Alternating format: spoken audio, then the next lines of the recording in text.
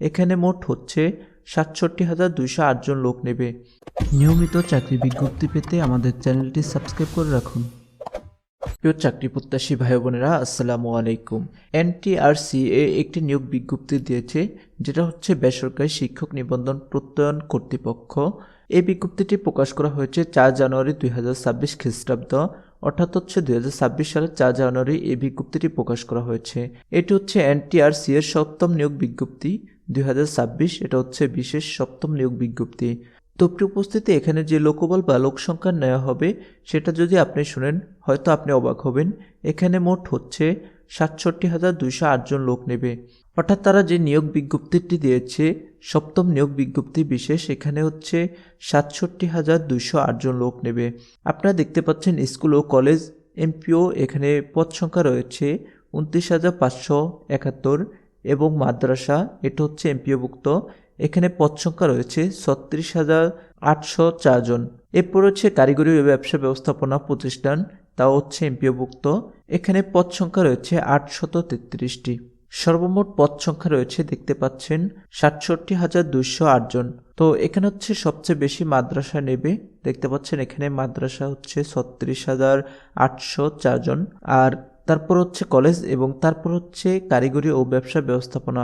তো প্রিয় চাকরি প্রত্যাশী ভাই বোনেরা, এখানে আপনি কিভাবে আবেদন করবেন এবং আবেদন করার জন্য আপনার কি কি ডকুমেন্ট লাগবে এবং আপনি কবে থেকে এখানে আবেদন করতে পারবেন, এ টু জেড থাকছে এই ভিডিওটি কেউ স্কিপ করবেন না। আর আমাদের চ্যানেলে যারা নতুন অবশ্যই চ্যানেলটি সাবস্ক্রাইব করে রাখবেন পরবর্তী ভিডিও পাওয়ার জন্য। যারা ফেসবুক পেজ থেকে দেখছেন অবশ্যই ফেসবুক পেজটি ফলো দিয়ে রাখবেন। দেশের সকল এমপিওভুক্ত শিক্ষা প্রতিষ্ঠানসমূহের স্কুল, কলেজ, মাদ্রাসা, কারিগরি ও ব্যবসা ব্যবস্থাপনা নিম্নবর্ণিত শূন্য পদের শিক্ষক নিয়োগ প্রদান করা হবে। আগ্রহী নিবন্ধন সনদধারী প্রার্থীদের নিকট থেকে নিম্নলিখিত শর্তে ই অ্যাপ্লিকেশন আহ্বান করা হচ্ছে।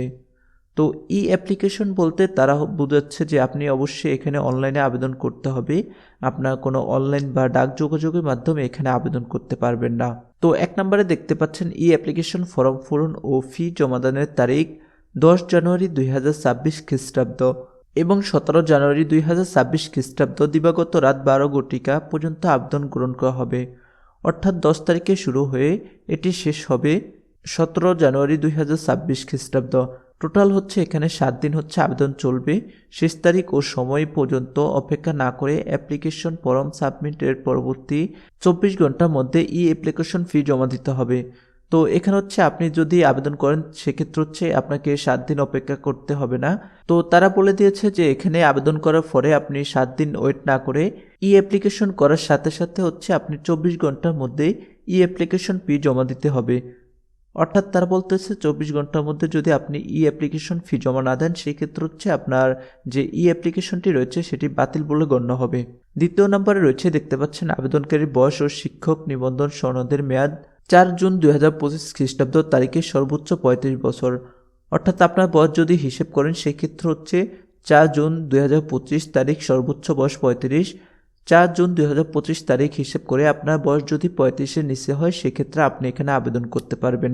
এবং শিক্ষক নিবন্ধন সনদের মেয়াদ নিবন্ধন পরীক্ষার ফলাফলের প্রকাশের তারিখ হতে ৩ বছরের মধ্যে হতে হবে।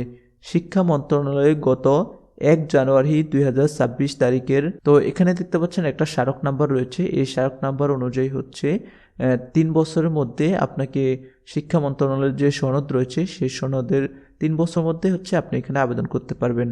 তারপর হচ্ছে দেখতে পাচ্ছেন শূন্য পদ এবং নিয়োগের অন্যান্য শর্তাবলী। পদভিত্তিক শূন্য পদের তালিকা, আবেদন ফর্ম পূরণ এবং নিয়োগের অন্যান্য শর্তাবলী এনটিআরসিএ এর ওয়েবসাইট www.ntrca.gov.bd এবং টেলটক বাংলাদেশ লিমিটেড এর ওয়েবসাইটে পাওয়া যাবে। তো এটা হচ্ছে আপনি এই ওয়েবসাইটের মাধ্যমে আবেদন করতে পারবেন www.ntrca.gov.bd। এটা হচ্ছে তাদের যে অফিসিয়াল ওয়েবসাইট রয়েছে সেই অফিসিয়াল ওয়েবসাইট। আর যে আপনি আবেদন করবেন সেটা হচ্ছে https://ngi.teltok.com.bd এই ওয়েবসাইটের মাধ্যমে হচ্ছে আপনি আবেদন করতে পারবেন।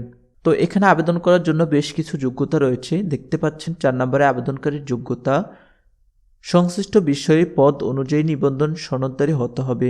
তো আসলে এই সার্কুলারটি কাদের জন্য সেটা যদি আমি স্পষ্ট করে বলি, সেটা হচ্ছে আগে যারা প্রাইমারি অথবা বিভিন্ন শিক্ষা প্রতিষ্ঠানে চাকরির জন্য আবেদন করেছেন কিন্তু আপনার চাকরি পান নাই, পরীক্ষাতে পাশ করেছেন, আপনাদের একটি সনদ রয়েছে, তারা হচ্ছে মূলত এখানে আবেদন করতে পারবেন।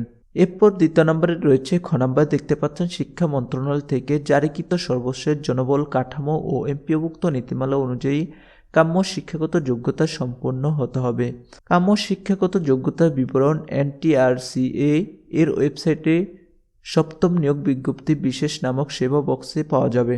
তো এখানে মূলত বলা হয়েছে আপনি যদি এসব বিষয় জানতে চান, অর্থাৎ যোগ্যতা, তারপর হচ্ছে আপনার বিভিন্ন কাগজপত্র সম্পর্কে জানতে চান এবং আপনি যদি নীতিমালা সম্পর্কে জানতে চান, সেক্ষেত্রে হচ্ছে তার যে অফিসিয়াল ওয়েবসাইট রয়েছে সেখানে হচ্ছে আপনি একটি বক্স পাবেন।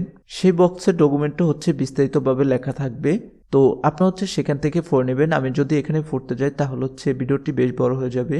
তো 6 নম্বরে হচ্ছে একটি গুরুত্বপূর্ণ বিষয় রয়েছে, যেটা হচ্ছে আবেদন ফর্মটি বা ই অ্যাপ্লিকেশন পূরণের ক্ষেত্রে যথেষ্ট সতর্কতা অবলম্বন করতে হবে। ফর্ম পূরণ শেষে একবার আবেদন সাবমিট হয়ে গেলে তা কোনোভাবে সংশোধনের সুযোগ থাকবে না।